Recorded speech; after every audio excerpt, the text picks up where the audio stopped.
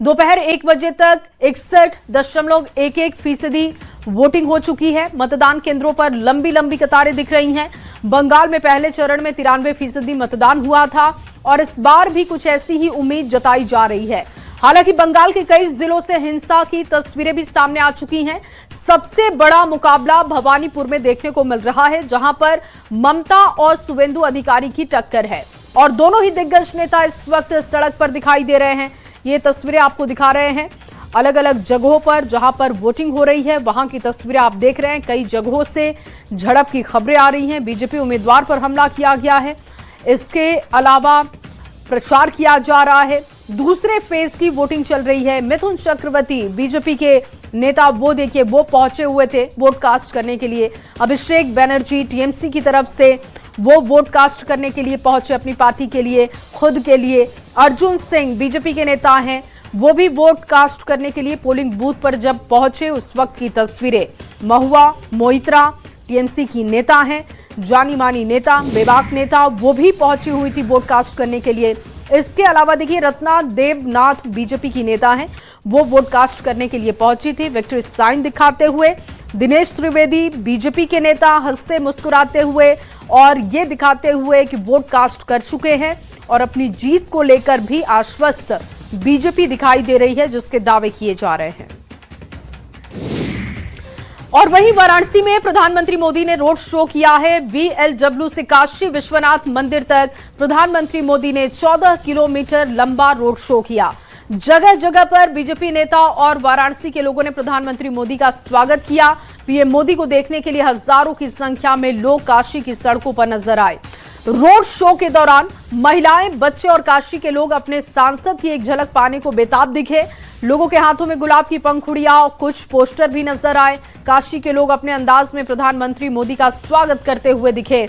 कई जगहों पर कार्यकर्ता झूमते हुए नजर आए और ये काशी की तस्वीरें आपको दिखा रहे हैं। शंखनाद जब किया जा रहा था प्रधानमंत्री के स्वागत में, उस वक्त की तस्वीर आप देख रहे हैं। ढोल और डमरू बजाकर प्रधानमंत्री का स्वागत किया गया।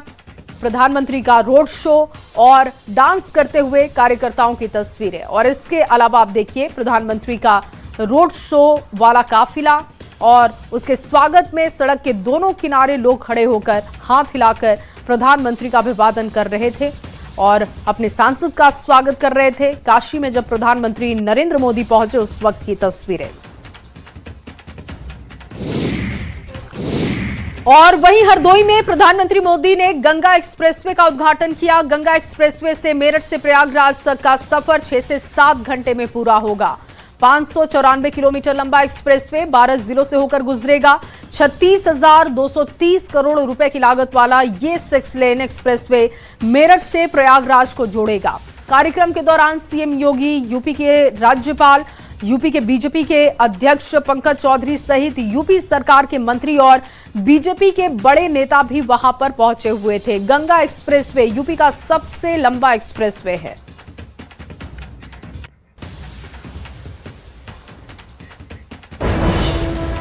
और कैबिनेट विस्तार को लेकर बड़ी खबर आपके सामने रख रहे हैं। मंत्रिमंडल विस्तार को लेकर सरगर्मियां तेज हो चुकी हैं। मई के पहले हफ्ते में विस्तार संभव माना जा रहा है और देखिए न्यूज 18 के पास संभावित मंत्रियों की लिस्ट सामने आ चुकी है। जेडीयू कोटे के संभावित मंत्रियों के नाम अब आपके सामने रख रहे हैं। श्रवण कुमार, अशोक चौधरी, लेसी सिंह, मदन सहनी, जमा खां और सुनील कुमार का नाम भी आ रहा है। शीला मंडल, रत्नेश सदा, बुलो मंडल, जयंत राजिया, भगवान सिंह कुशवाहा। इसके अलावा देखिए 3 से 4 मंत्री और बन सकते हैं, जिसे लेकर चर्चा तेज है, जिसमें निशांत कुमार के कुछ नजदीकी युवा विधायकों को मौका मिल सकता है, ऐसी खबर है। अब बीजेपी मंत्रियों की संभावित लिस्ट क्या है वो भी देख लीजिए। विजय कुमार सिन्हा का नाम इसमें आ रहा है, मंगल पांडे का नाम, रामकृपाल यादव, दिलीप जायसवाल, श्रेयसी सिंह, लखेंद्र पासवान, संगीता कुमारी, रमा निषाद, प्रमोद कुमार चंद्रवंशी, अरुण शंकर प्रसाद का नाम भी है इसमें। संजय सिंह टाइगर जैसे चेहरे मंत्रिमंडल में शामिल हो सकते हैं और इससे पहले भी इनमें से कई लोगों के पास जिम्मेदारियां थी। माना जा रहा है कि इनको फिर से एक बार जिम्मेदारी सौंपी जा सकती है। अब एलजेपी आरवी की बात की जाए तो इससे संजय सिंह, संजय पासवान का नाम सामने आ रहा है। हम से संतोष सुमन का नाम सामने आ रहा है। आरएलएम की तरफ से दीपक प्रकाश का नाम सामने रखा जा रहा है, जिनके पास पहले भी जिम्मेदारी थी। माना जा रहा है कि एक बार फिर से जब मंत्रिमंडल का विस्तार होगा तो उनको जिम्मेदारी मिल सकती है। ये सब पता चल जाएगा, कैसा चेहरा होगा, कौन होंगे, वो सब तय हो रहा है और जैसे ही तय होगा आपको जरूर सूचना दी जाएगी। अब प्रायोरिटी पर आप लोगों को सूचना दी जाएगी। परिस्थितियां बदली है सर, अब बीजेपी के मुख्यमंत्री हैं तो जेडीयू में भी कुछ समीकरण देखा जाएगा, जाति समीकरण या फिर जो क्षेत्रीयता या फिर ये सब चीजें, सारी चीजें नीतीश कुमार जी को तय करना है। जेडीयू के बारे में उनको फैसला लेना है और नीतीश कुमार जी जो कोई फैसला लेते हैं तो राज्य के हित में लेते हैं, समाज के हित में लेते हैं, बिहार की तरक्की के लिए, अमन के लिए, शांति के लिए, प्रेम के लिए, भाईचारा के लिए फैसला लेते हैं। सर निशांत का भी असर दिखेगा मंत्रिमंडल विस्तार में? अब तो आगे क्या होता है आगे बताएंगे आपको। भारतीय जनता पार्टी में कार्यकर्ता ही और सर्वोपरि है, हमारी विचारधारा सर्वोपरि है और निश्चित रूप से भारतीय जनता पार्टी जब भी किसी को मंत्री बनाती है, आपने देखा पूर्व में भी लिस्ट, हमारे पार्टी के कार्यकर्ता जो विधायक या विधान पार्षद चुन के आते उनको बनाया गया है। पीछे भी आप देख लीजिए सूची, जो भी इसके पहले भी जो हम लोगों ने बनाया मंत्रिमंडल, उसके पहले भी हम लोगों ने मंत्रिमंडल बनाया, लगातार उसमें कार्यकर्ताओं को प्रमुखता दी जाती है। और आपके सामने एक बड़ी खबर रख रहे हैं। दिल्ली में खगड़िया की मजदूर की मौत का मामला है। सीएम सम्राट चौधरी ने शोक जाहिर किया। मजदूर की मौत मामले पर शोक जाहिर किया गया सीएम की तरफ से। मृतक मजदूर के घर वालों को 8 लाख रुपए की सहायता दी जाएगी। श्रम संसाधन विभाग की ओर से 4 लाख रुपए का मुआवजा दिया जाएगा और इसके अलावा सीएम राहत कोष से 4 लाख रुपए का अनुदान होगा। दिल्ली के द्वारका जाफरपुर कला में मौत हुई थी। सीएम सम्राट चौधरी ने लिखा कि दिल्ली के द्वारका में हुई दुर्भाग्यपूर्ण घटना में खगड़िया निवासी श्रमिक पांडव कुमार की मौत अत्यंत ही पीड़ादायक है। शोक संतप्त परिवार के प्रति मेरी गहरी संवेदनाएं हैं। प्रशासन न्यायपूर्ण कार्रवाई के लिए प्रतिबद्ध है। हम इस विकट घड़ी में पीड़ित परिवार की मदद के लिए हर स्तर पर प्रयासरत है।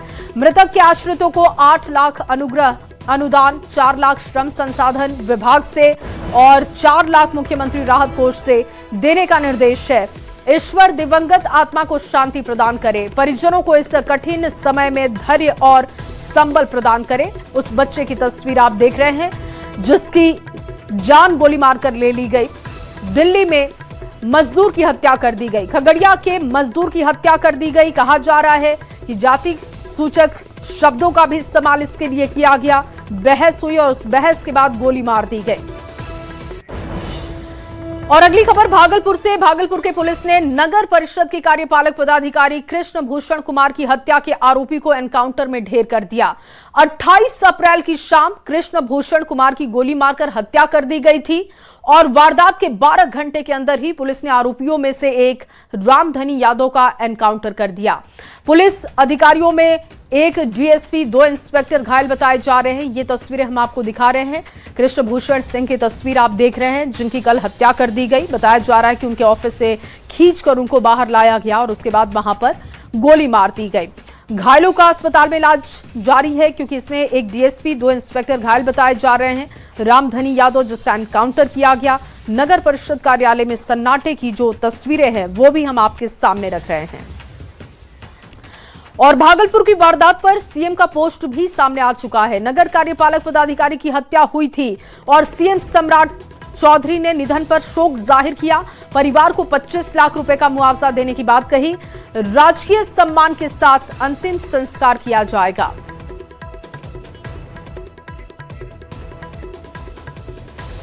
तो सीएम सम्राट चौधरी की तरफ से पोस्ट किया गया है। सीएम सम्राट ने निधन पर शोक जाहिर किया। परिवार को 25 लाख रुपए मुआवजा देने की बात कही।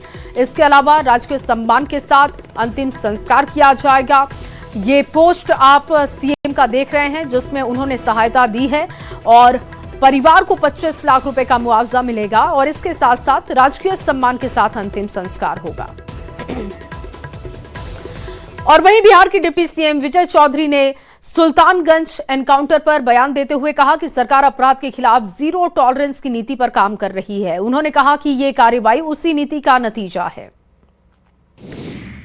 ये तो इस सरकार की जीरो टॉलरेंस की नीति का नमूना है और ये अपराधियों के लिए सबक और संदेश भी है। कि हो सकता है थोड़ी देर के लिए कोई अपराध करने में सफल हो जाए, लेकिन उसकी मुकम्मल सजा मिलती है। और वहीं सुल्तानगंज नगर परिषद कार्यालय में हुई गोलीबारी की घटना से पहले हथियारबंद अपराधियों ने कार्यालय की रेकी की थी, ये जानकारी मिल रही है। घटना को अंजाम देने से पहले कई घंटे तक हथियारबंद अपराधी कार्यालय के परिसर में वस्तु स्थिति को देख रहे थे।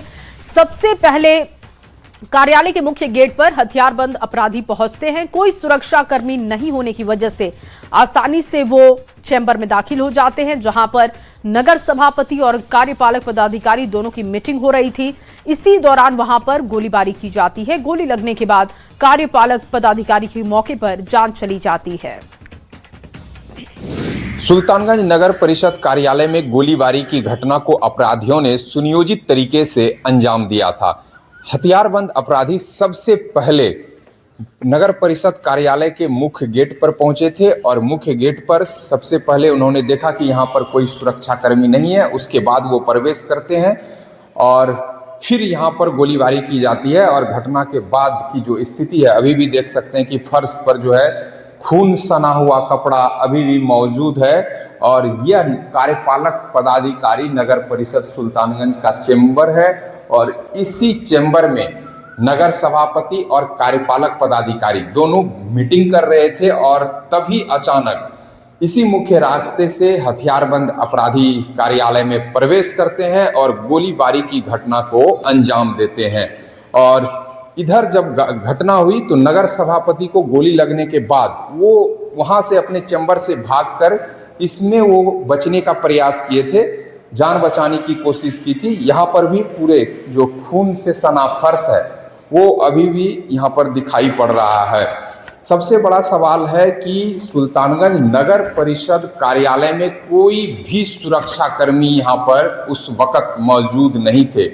नगर सभापति राजकुमार गुड्डू का निजी अंगरक्षक यहाँ पर थे, लेकिन जिस वक्त गोलीबारी की घटना हुई, गोली की आवाज आई, अंगरक्षक भी यहाँ से भागते हुए नजर आए। ये पूरी घटनाक्रम में जो सबसे बड़ा सवाल है कि लॉ एंड ऑर्डर पर तो सवाल खड़े हो ही रहे हैं, लेकिन सवाल यह भी है कि नगर परिषद कार्यालय में विभाग की ओर से सुरक्षा कर्मी क्यों नहीं उपलब्ध कराया गया था। विकास कुमार सिंह, न्यूज 18 भागलपुर। और वहीं भागलपुर के सुल्तानगंज में अपराधियों की गोली से घायल हुए नगर परिषद का इलाज जारी है और आज बीजेपी के प्रदेश अध्यक्ष संजय सरावगी घायल नगर परिषद और उनके परिवार वालों से मुलाकात करने के लिए पहुंचे।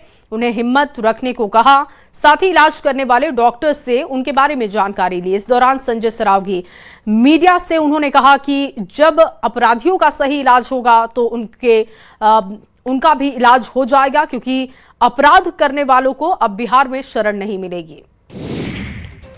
राजकुमार गुड्डू जी नगर परिषद सुल्तानगंज के सभापति हैं। कल उनको नगर परिषद कार्यालय में गोली मारी गई, हमारे कार्यपालक अधिकारी की हत्या कर दी गई। इलाज के लिए यहाँ आए हैं और उनका ऑपरेशन चल रहा है, ओटी में वो भर्ती है। तो उनके परिजन से भी मिले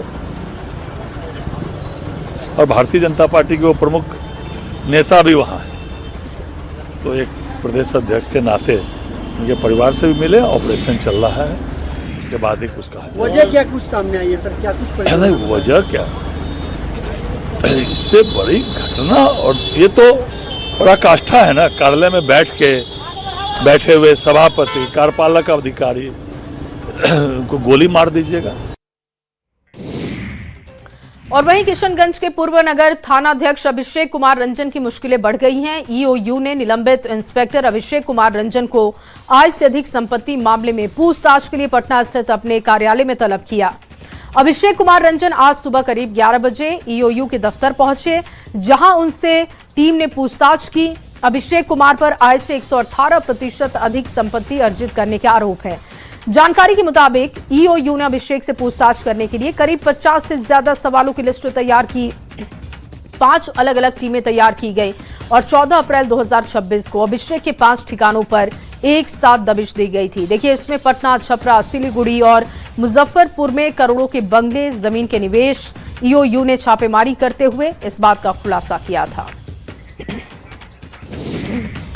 और गाजियाबाद के इंदिरापुरम इलाके की एक निजी सोसाइटी में आग लगी और आग लगने से अफरा तफरी का माहौल बन गया। आग सोसाइटी के 9वें, 10वें और 11वें फ्लोर पर फैल गई, जिसके बाद मौके पर दमकल विभाग की कई गाड़ियां पहुंची। आग बुझाने की कोशिश की गई और फ्लैट में फंसे हुए लोगों को रेस्क्यू करते हुए बाहर निकाला गया। घटना के बाद से इलाके में दहशत का माहौल है।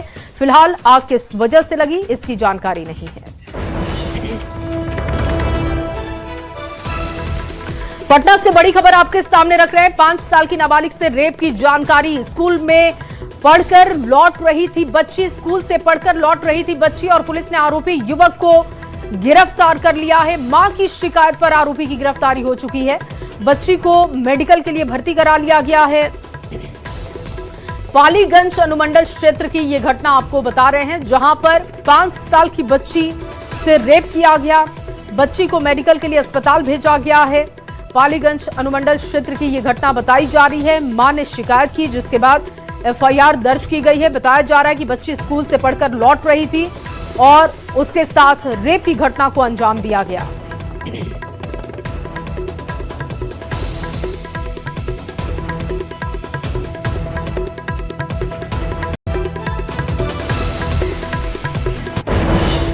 और वहीं बेगूसराय के साहेबपुर कमाल थाना क्षेत्र के 0 माइल के मुंगेर पुल के पास एक सड़क हादसा हुआ, जिसमें दूल्हे के चचेरे भाई की मौत हो गई है। इस घटना के बाद से शादी की खुशियां मातम में बदल गई।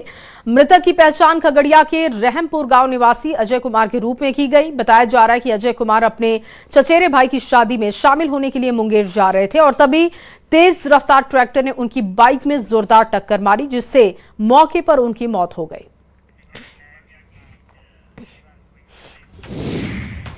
और अगली खबर सिवान से आपके सामने रख रहे हैं, जहां पर एक प्रेमिका ने प्रेमी के घर पहुंचकर उसकी शादी रुकवा दी है और जमकर बवाल काटा। मामला मैरवा थाना क्षेत्र के छेनी छापर गांव का है। प्रेमी मैरवा के छेनी छापर गांव का अजीत कुमार दुबे बताया जा रहा है। प्रेमिका पंजाब के लुधियाना की रहने वाली अंजलि जायसवाल है। प्रेमिका ने बताया कि अजीत से उसका 1 साल से प्रेम प्रसंग चल रहा था। आरोप है कि युवक ने उससे शादी का वादा किया और इसी भरोसे पर दोनों के बीच में शारीरिक संबंध भी बना, लेकिन बाद में युवक ने शादी से मुकरते हुए अपने परिवार की मर्जी से दूसरी जगह पर विवाह तय कर लिया। घटना के दिन युवक के घर तिलक समारोह का कार्यक्रम चल रहा था। लड़की पक्ष के लोग भी पहुंचे, रस्म की तैयारी हो रही थी। इसी दौरान अचानक वहां पर प्रेमिका पहुंच गई। युवक पर धोखा देने का आरोप लगाते हुए जोरदार हंगामा किया और हंगामे की वजह से तिलक समारोह को रोकना पड़ा।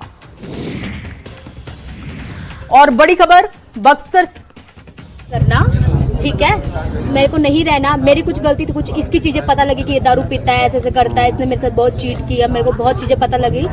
फिर ये मेरे पैरों में गिर गया, पैरों में गिर के रोई जा रहा पागलों की तरह, मेरे को छोड़ के मत जा, मेरे को छोड़ के मत जा, मेरा तेरे बिना कोई नहीं है, नेहा है मम्मी एक तू है, नेहा है मम्मी एक तू है, मेरा तुम तीनों के अलावा और कोई नहीं है, मेरा और कोई नहीं है, मैं किसी को नहीं मानता, कुछ नहीं है, तू ही है मेरे लिए सब कुछ, तू मुझे छोड़ के कभी मत जाना, ऐसा है वैसा। पैरों में गिर गिर के पागलों की तरह मांगा। मैंने तो छोड़ दिया था उसे, क्यों पीछे आया? मैंने तो नहीं कहा उसे, जब रिलेशन में तब भी वो मेरे पीछे खुद आया। मैं आज आप कहाँ आई हैं? मैं आज बिहार आना पड़ा मुझे। इसकी फैमिली मुझे धमकी दे रही थी, मेरी फैमिली आने नहीं दे रही थी। मैं मजबूरन जबरदस्ती आई हूँ, ऑफिस का बहाना लगा के मैं जबरदस्ती आई हूँ। आज मेरी फैमिली मुझे कह रही है कि तू वापस आ जा, स्टिल अभी भी कह रही है वापस आ जा, कि इसकी जैसे नीच फैमिली किसी ने नहीं देखी। मेरी फैमिली तो स्पेशली कह रही है, जो ये जात जता रहे सिर्फ नाम के दूर पर पंडित है, गिरे हुए तो महा है। और बक्सर से बड़ी खबर आपके सामने रख रहे हैं, जहां पर दर्दनाक सड़क हादसा हुआ और हादसे में 2 सगे भाइयों की जान चली गई। दरअसल ट्रक की चपेट में ये दोनों युवक आ गए। मौके पर ही दोनों ने दम तोड़ दिया। बहन की शादी का कार्ड बांटने के लिए निकले थे और घटना के बाद से मौके पर अफरा तफरी है। बरहमपुर थाना क्षेत्र के देवकुली के पास की ये घटना है। दानापुर से खबर, दानापुर के नौबतपुर थाना क्षेत्र में एक दिव्यांग महिला के साथ दुष्कर्म किए जाने की घटना सामने आई है। पीड़िता की लिखित शिकायत के आधार पर पुलिस ने मामला दर्ज कर लिया है और जांच भी शुरू कर दी गई है। बताया जा रहा है कि घटना के समय महिला घर में अकेली थी, जबकि उसके पति और सास किसी काम से बाहर गए हुए थे और इसी दौरान आरोपी मौके का फायदा उठाकर वारदात को अंजाम देता है। जानकारी के मुताबिक आरोपी पीड़िता का पहले से परिचित था और पुलिस अधिकारियों का कहना है कि मामले की हर पहलू से गहनता से जांच हो रही है। आरोपी को जल्द से जल्द गिरफ्तार करते हुए कड़ी सजा दिलाई जाएगी। बेतिया से खबर, नौतन थाना क्षेत्र के डबरिया गांव में पुराने विवाद ने हिंसक रूप लिया, जहां दो पक्ष आमने सामने आ गए और देखते ही देखते लाठी डंडों से जमकर मारपीट शुरू कर दी गई। घटना का वीडियो सोशल मीडिया पर तेजी से वायरल हो रहा है। मारपीट में केदार साह गंभीर रूप से घायल है, जिन्हें नौतन सामुदायिक स्वास्थ्य केंद्र में भर्ती करवाया गया। पीड़ित पक्ष ने गांव के ही 4 लोगों पर योजना बनाकर गाली गलौज करते हुए हमला करने के आरोप लगाए। इस दौरान दिव्यांग राजेश के साथ मारपीट की गई। बताया जा रहा है कि इस विवाद को लेकर पहले भी पुलिस को जानकारी दी गई थी, लेकिन समय पर कार्रवाई नहीं होने से मामला हिंसक हो गया। और एक छोटा